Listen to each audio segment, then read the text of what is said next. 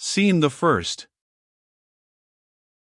Some months had gone by, and Alkmaar, that heroic little city of the north, had turned the flood of Spanish victory. Full of shame and rage, the armies of Philip and of Valdez marched upon Leyden, and from November, 1573, to the end of March, 1574, the town was besieged.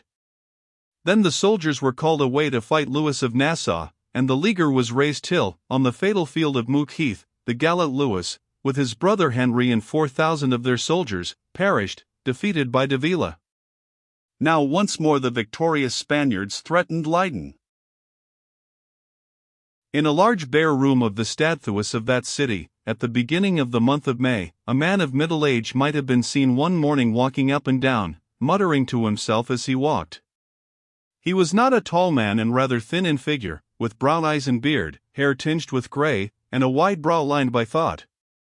This was William of Orange, called the Silent, one of the greatest and most noble of human beings who ever lived in any age, the man called forth by God to whom Holland owes its liberties, and who forever broke the hideous yoke of religious fanaticism among the Teuton races.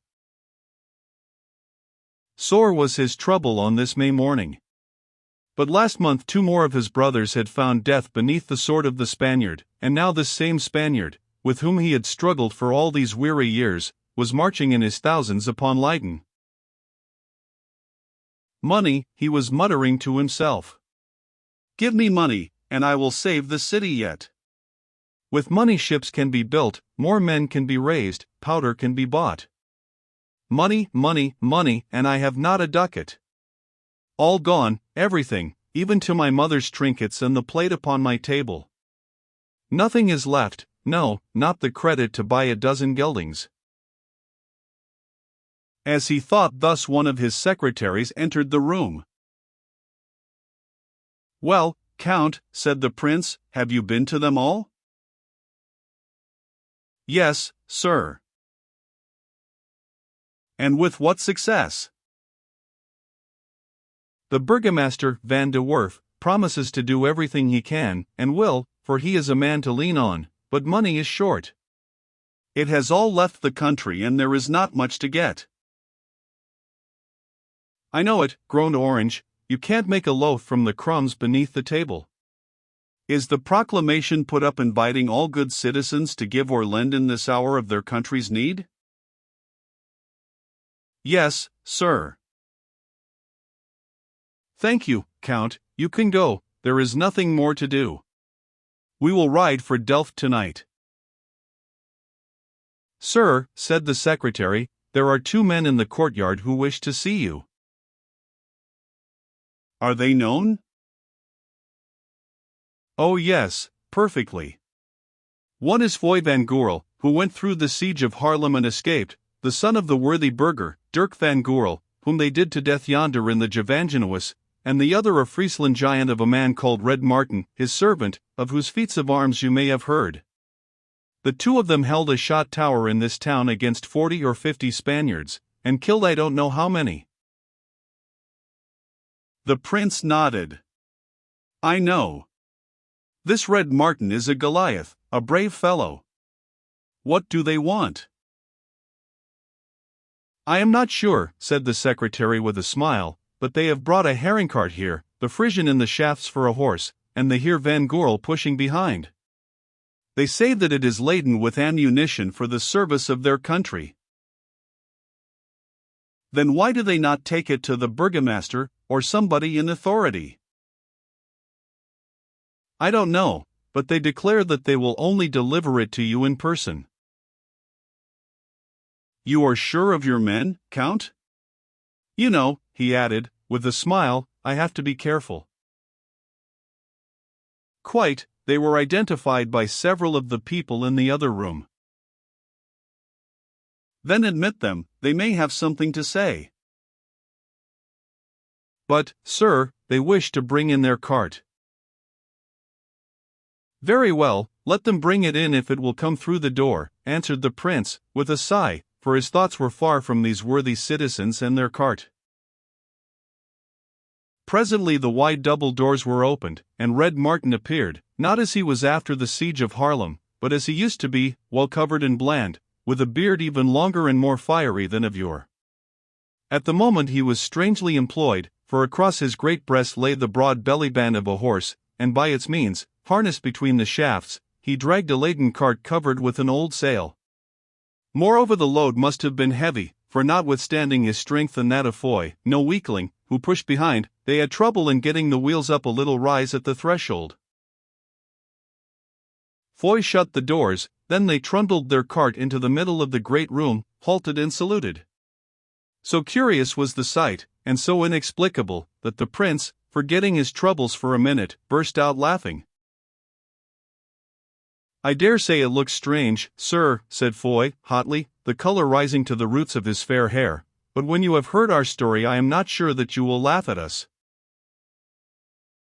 "Mynheer Van Goorl," said the prince with grave courtesy, "be assured that I laugh at no true men such as yourself and your servant, Martin the Frisian, and least of all at men who could hold yonder shot tower against 50 Spaniards, who could escape out of Haarlem and bring home with them the greatest devil in Don Frederick's army. It was your equipage I laughed at, not yourselves," and he bowed slightly first to the one and then to the other. "His Highness thinks perhaps," said Martin, "that the man who does an ass's work must necessarily be an ass," at which sally the prince laughed again. "Sir," said Foy, "I crave your patience for a while, and on no mean matter. Your Highness has heard, perhaps, of one Hendrik Brant, who perished in the Inquisition." "Do you mean the goldsmith and banker who was said to be the richest man in the Netherlands?" "Yes, sir, the man whose treasure was lost." "I remember, whose treasure was lost, though it was reported that some of our own people got away with it," and his eyes wandered wonderingly to the sail which hid the burden on the cart. "Sir," went on Foy, "you heard right, Red Martin and I, with a pilot man who was killed, were they who got away with it, and by the help of the waterwife, who now is dead, and who was known as Mother Martha, or the Mare, we hid it in Haarlemmermeer, whence we recovered it after we escaped from Haarlem. If you care to know how, I will tell you later, but the tale is long and strange. Elsa Brant was with us at the time. She is Hendrik Brant's only child, and therefore the owner of his wealth, I believe," interrupted the prince. "Yes, sir, and my affianced wife." "I have heard of the young lady, and I congratulate you. Is she in Leyden?" "No, sir, her strength and mind were much broken by the horrors which she passed through in the siege of Haarlem, and by other events more personal to her. Therefore, when the Spaniards threatened their first leaguer of this place, I sent her and my mother to Norwich in England, where they may sleep in peace." "You were wise indeed, Heer Van Goorl," replied the prince with a sigh, "but it seems that you stopped behind?" "Yes, sir, Martin and I thought it our duty to see this war out. When Leyden is safe from the Spaniards, then we go to England, not before."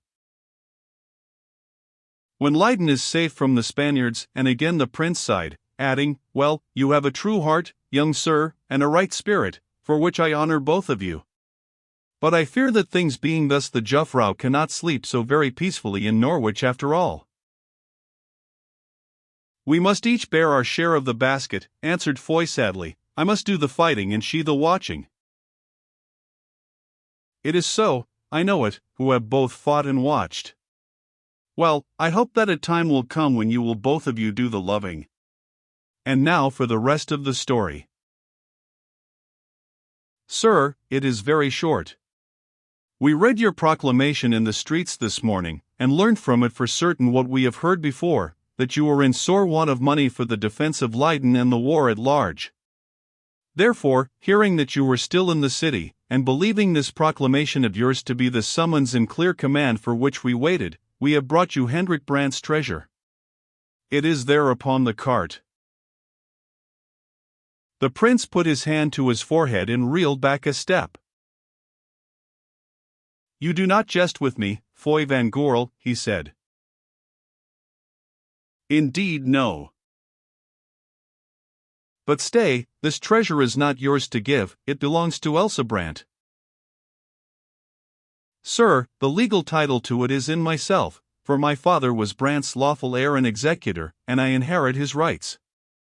Moreover, although a provision for her is charged upon it, it is Elsa's desire, I have it written here under her hand and witnessed, that the money should be used, every ducat of it, for the service of the country in such way as I might find good. Lastly, her father, Hendrik Brant, always believed that this wealth of his would in due season be of such service. Here is a copy of his will, in which he directs that we are to apply the money for the defense of our country, the freedom of religious faith, and the destruction of the Spaniards in such fashion and at such time or times as God shall reveal to us. When he gave us charge of it also, his words to me were, I am certain that thousands and tens of thousands of our folk will live to bless the gold of Hendrik Brant. On that belief too, thinking that God put it into his mind, and would reveal his purpose in his own hour, we have acted all of us, and therefore for the sake of this stuff we have gone to death and torture. Now it has come about as Brant foretold. Now we understand why all these things have happened, and why we live, this man and I, to stand before you, sir, today, with the hoard unminished by a single florin, no, not even by Martin's legacy. Man, you jest, said Orange. Foy made a sign, and Martin, going to the cart, pulled off the sailcloth, revealing the 5 mud-stained barrels painted, each of them, with the mark B. There, too, ready for the purpose, were a hammer, mallet, and chisel. Resting the shafts of the cart upon a table, Martin climbed into it, and with a few great blows of the mallet, drove in the head of a cask selected at hazard. Beneath appeared wool, which he removed, not without fear lest there might be some mistake. Then, as he could wait no longer, he tilted the barrel up and shot its contents out upon the floor. As it chanced, this was the keg that contained the jewels into which, foreseeing troublous days, from time to time Brant had converted the most of his vast wealth. Now in one glittering stream of red and white and blue and green, breaking from their cases and wrappings that the damp had rotted, save for those pearls, the most valuable of them all, which were in the watertight copper box, they fell jingling to the open floor, where they rolled hither and thither like beans shot from a sack in the steading. I think there is only this one tub of jewels, said Foy quietly, the rest, which are much heavier, are full of gold coin. Here, sir, is the inventory so that you may check the list and see that we have kept back nothing. But William of Orange heeded him not, only he looked at the priceless gems and muttered, fleets of ships, armies of men, convoys of food, means to bribe the great and buy goodwill and the Netherlands themselves wrung from the grip of Spain, the Netherlands free and rich and happy. O God! I thank thee who thus hast moved the hearts of men to the salvation of this thy people from sore danger. Then in the sudden ecstasy of relief and joy, the great prince hid his face in his hands and wept. Thus it came about that the riches of Hendrik Brant, when Leyden lay at her last gasp, paid the soldiers and built the fleets which, in due time, driven by a great wind sent suddenly from heaven across the flooded meadows, raised the dreadful siege and signed the doom of Spanish rule in Holland. Therefore it would seem that not in vain was Hendrik Brant stubborn in foresight, that his blood and the blood of Dirk van Goorl were not shed in vain, that not in vain also did Elsa suffer the worst torments of a woman's fear in the Red Mill on the marshes, and Foy and Martin play their parts like men in the shot tower, the Gevangenhuis and the siege, and Mother Martha the sword find a grave and rest in the waters of the Haarlemmeer. There are other morals to this story also, applicable, perhaps, to our life today, but the reader is left to guess them. Scene the second. Leyden is safe at last, and through the broken dikes Foy and Martin, with the rescuing ships, have sailed, shouting and red-handed, into her famine-stricken streets.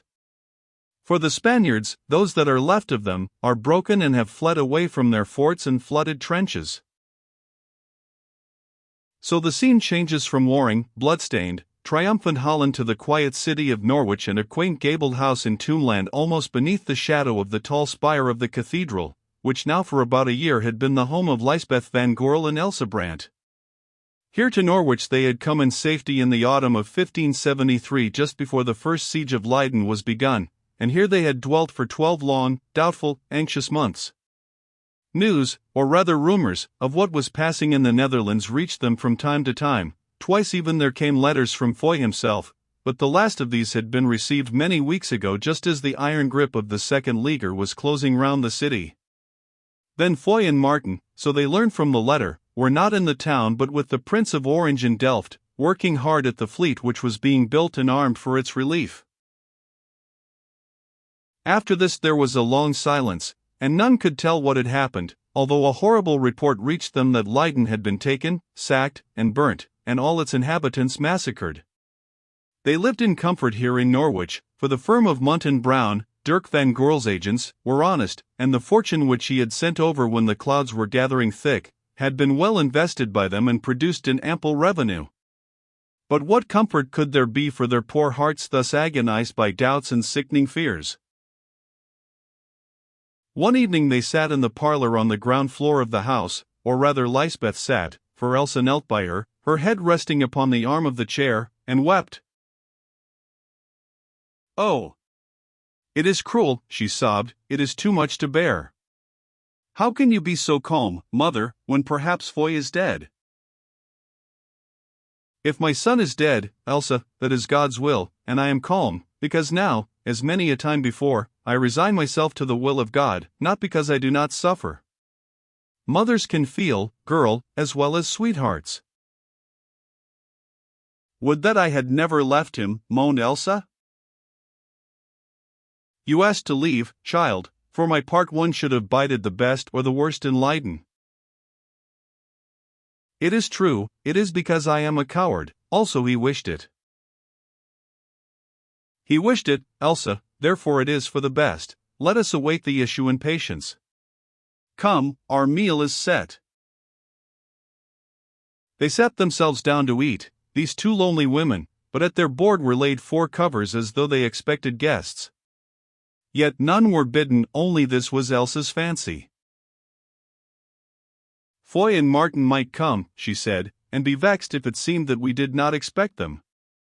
So for the last 3 months or more she had always set 4 covers at the table, and Lysbeth did not gainsay her. In her heart she too hoped that Foy might come. That very night Foy came, and with him Red Martin, the great sword Silence still strapped about his middle. "Hark," said Lysbeth suddenly, "I hear my son's footsteps at the door." It seems, Elsa, that, after all, the years of a mother are quicker than those of a lover. But Elsa never heard her, for now at length, she was wrapped in the arms of Foy, the same Foy, but grown older and with a long pale scar across his forehead.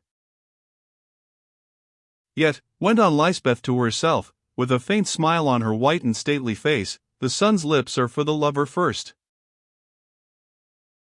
An hour later, or 2, or 3, for who reckoned time that night when there was so much to hear and tell, while the others knelt before her, Foy and Elsa hand in hand, and behind them Martin like a guardian giant, Lysbeth put up her evening prayer of praise and thanksgiving.